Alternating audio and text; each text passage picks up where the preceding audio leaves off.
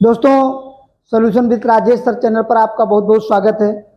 दोस्तों, आज के इस वीडियो में हम आपको एक किसान की कहानी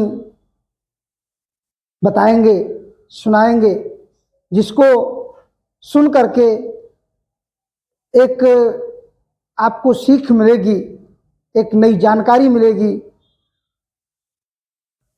तो दोस्तों, वीडियो पर आगे बढ़ूं इससे पहले आपसे एक छोटी सी रिक्वेस्ट है कि अगर आप हमारे चैनल पर नए हैं तो solution with Rajesh sir channel को सब्सक्राइब करें, लाइक करें, शेयर करें और वीडियो का नोटिफिकेशन सबसे पहले आपको प्राप्त हो, इसके लिए बेल आइकन को जरूर प्रेस करें।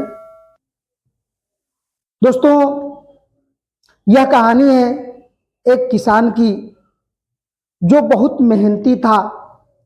वो बड़ी मेहनत से खेतों में अनाज उगाता था और उसकी देखभाल करता था, पर अक्सर उसकी फसल खराब हो जाती थी।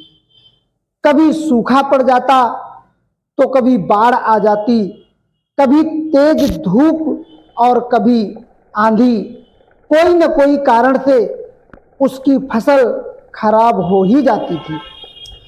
एक दिन वह किसान पेड़ के नीचे बैठकर अपनी बर्बाद हुई फसल को देख रहा था और तभी वो गुस्से में आसमान की तरफ देखकर ईश्वर से कहता है कि मालिक, लोग तुझे महान मानते हैं, सर्वज्ञानी मानते हैं और सबसे बड़ा मानते हैं।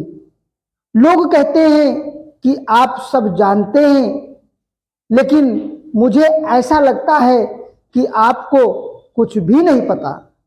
मुझे ये लगता है कि आपको ये भी नहीं पता कि फसल कैसे उगती है।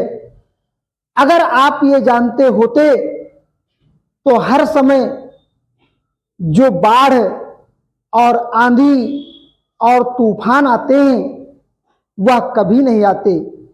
आप नहीं जानते कि कितना नुकसान उठाना पड़ता है हम किसानों को। अगर मेरे हाथ में ये शक्ति होती, वो किसान व्यक्ति कहने लगा कि अगर मेरे हाथ में ये शक्ति होती तो जैसा मैं चाहूं वैसा मौसम हो जाए, फिर आप देखना कि मैं फसल को कितने अच्छे तरीके से उगाता हूं। तभी उतने में ऊपर से आवाज आई कि मैं ये शक्ति तुझे देता हूं। आज से तू जैसा चाहे वैसा मौसम करके अपनी फसलों की सुरक्षा कर सकता है। एक दो दिन गुजरने के बाद किसान ने फिर से अपने खेत में गेहूं की फसल उगाई। अब किसान के पास तो शक्ति थी, वो जैसा चाहे वैसा मौसम कर सकता था। तो किसान ने आंधी, तूफान, बाढ़ कुछ भी अपने खेत में आने नहीं दिया। किसान ने अपनी फसलों को नष्ट होने से बचा लिया।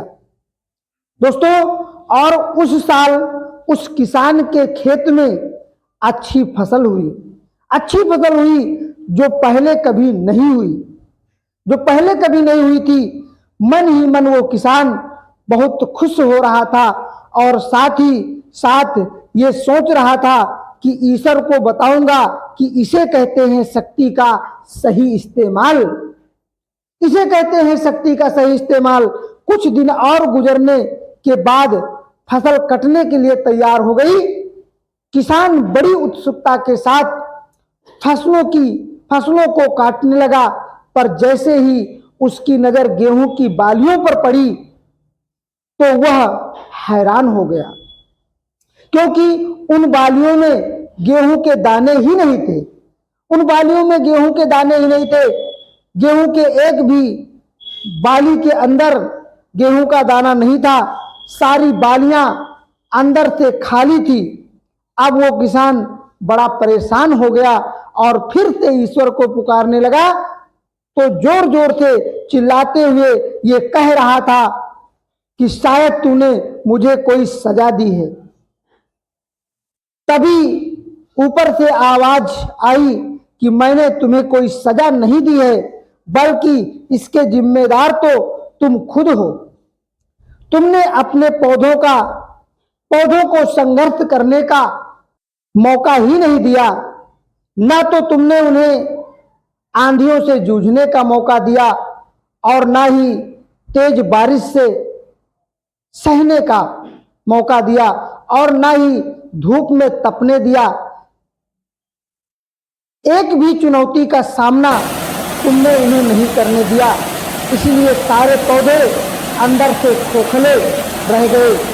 जब आंधी, तूफान, तेज बारिश और धूप पड़ती है, तभी ये पौधे संघर्ष करते हैं और इसी संघर्ष से ताकत पैदा होती है, जिसमें शक्ति होती है, ऊर्जा होती है और इसी संघर्ष से गेहूं का दाना बनता है।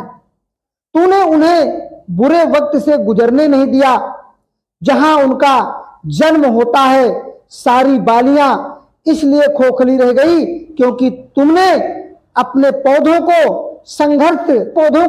संघर्ष कराया ही नहीं। सेम यही चीज दोस्तों हमारे साथ भी होती है। इस कहानी से हमें यह सीख मिलती है कि इस कहानी से हमें यह सीख मिलती है कि बुरा वक्त जो होता है, जिसे लोग संघर्ष कहते हैं, स्ट्रगल कहते हैं, यहीं से एक इंसान की ग्रोथ होती है। आपको पता होगा कि जब कोई डायरेक्टर है, कोई मूवी बनाता है, तब वो डायरेक्टर सबसे पहले डिफिकल्ट रोल अपने बेस्ट एक्टर को देता है। कोई भी डायरेक्टर है जब कोई मूवी बनाता है तो सबसे जो डिफिकल्ट रोल होता है वो अपने जो है बेस्ट एक्टर को देता है। तो जब भी आपको ऐसा लगे कि आपकी जिंदगी में तकलीफें बहुत ज्यादा हैं, प्रॉब्लम्स हैं और उसकी किस्मत खराब है, तब आप खुश हो जाइए। उस ईश्वर ने ये सारी प्रॉब्लम आपकी ही लाइफ में क्यों दिया है? उस ईश्वर ने सारी प्रॉब्लम्स आपकी लाइफ में ही क्यों दिया है? क्योंकि उसे पता है कि आप इन सब को पार करके आगे निकल सकते हो। दोस्तों, कहने का मतलब यह है कि जो व्यक्ति संघर्ष से डर जाता है, बुरे वक्त से डर जाता है, तो वो जीवन में कुछ भी नहीं कर पाता है। क्योंकि अगर हमारे पास कोई समस्या है, समस्याएं तो अनंत होती हैं, उनका निदान धीरे धीरे ही होता है। जब कोई हमारे पास समस्या होती है, कोई मुसीबत होती है, कोई कठिनाई होती है, तो हम जो है बहुत दुखी हो जाते हैं, ईश्वर पर दोष देने लगते हैं। लेकिन उस समय हमें सहनशीलता के साथ सोचना चाहिए, समझना चाहिए कि ईश्वर ने हमें यह दुख क्यों दिया है।